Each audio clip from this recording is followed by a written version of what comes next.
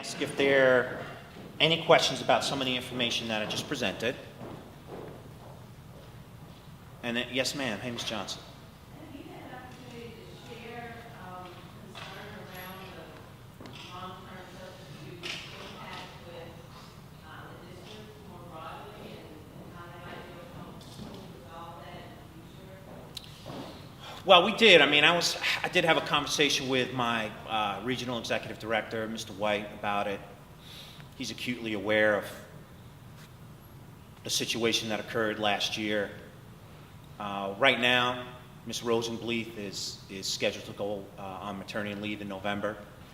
And we've already started working with the substitute office in August, not to use their existing list, because when we reached out to them in August, they sent us a list with over 300 people on it.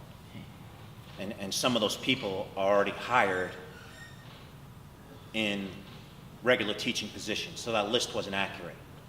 So we're using the angle that we left off on. Don, there's someone at that back door. It's okay to let her in.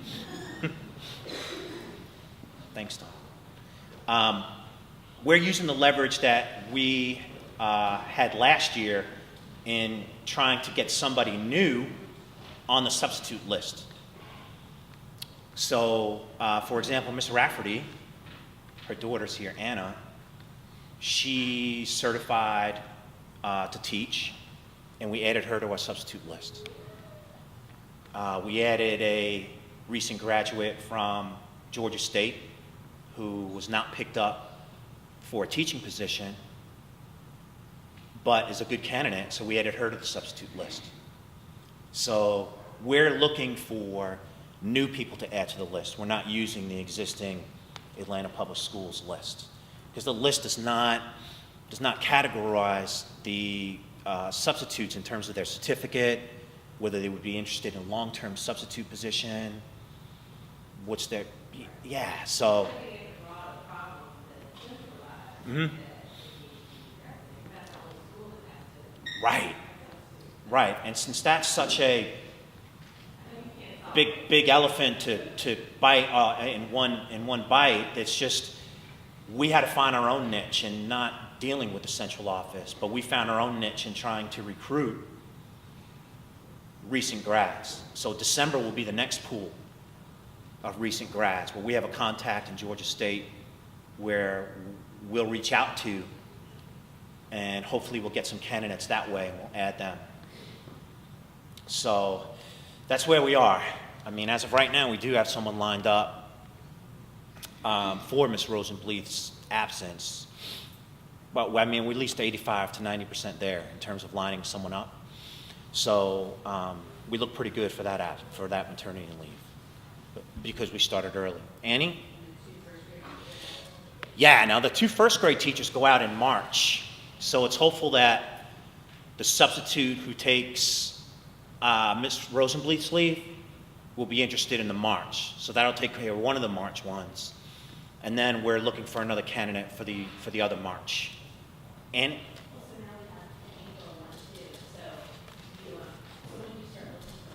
right now, we're actively looking right now. But there's no one out there. I mean, we called all of our candidates already. So we're waiting for the next pool of candidates to come out in December. And then, right. So, oh yes, sorry. So if they don't meet your standard, you don't hire them, but if everybody doesn't meet standard, then what's the well, we have to have someone in the classroom. right?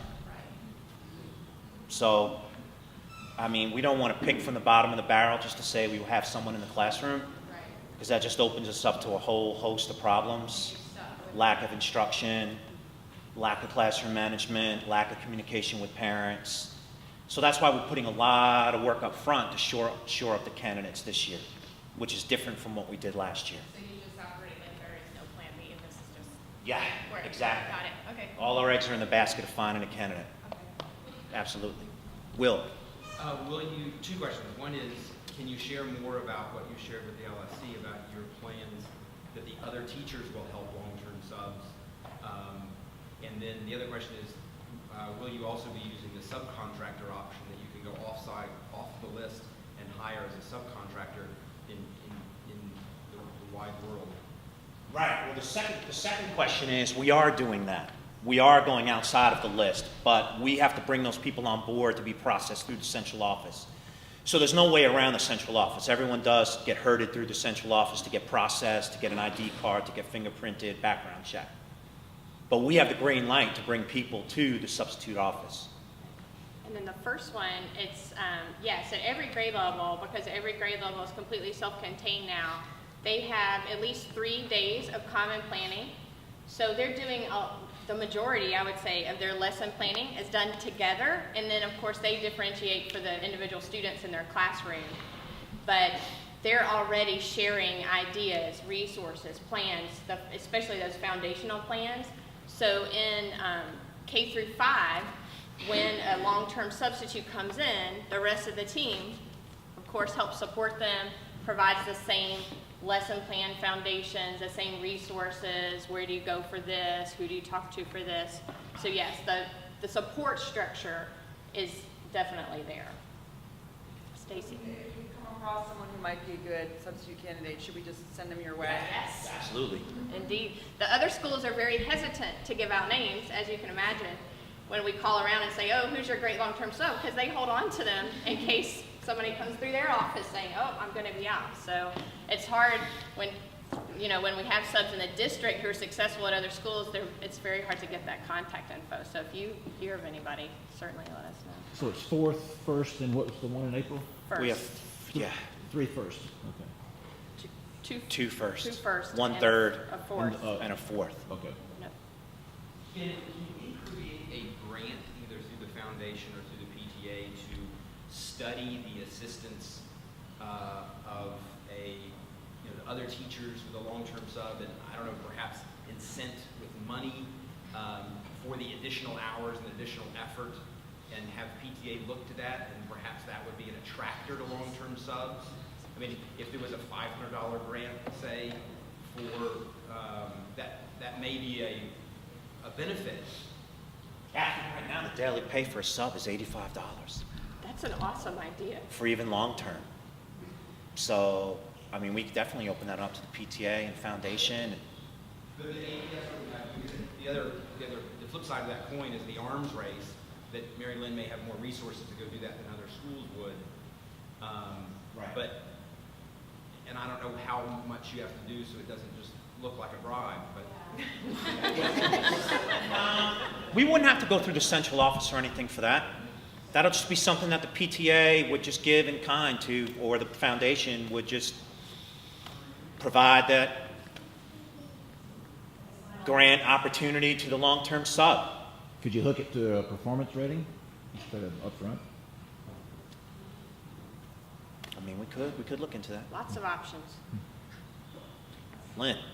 Do substitute teachers have to be certified in the state of Georgia? Do they have to have an active teaching certificate in Georgia? They used to. APS, as of this year, the last communication I saw, they do not have to. We researched that first. We want a certified teacher who has a current certification in K through 5. Now, even last year when they required certification, some people were grandfathered in because they'd been substitutes in the district for so long. But I heard and I saw something that said they're no longer requiring certification, but we would require certification. So, yes, Teresa? I was going to say, along with what Will was saying, it would probably have to go through foundation. If it were a grant, it might be fine to go through PTA, but with paying people or staff that usually cannot go through PTA, it would have to go through foundation, but we could work something out with that as well. But it's a possibility. Thanks, Teresa.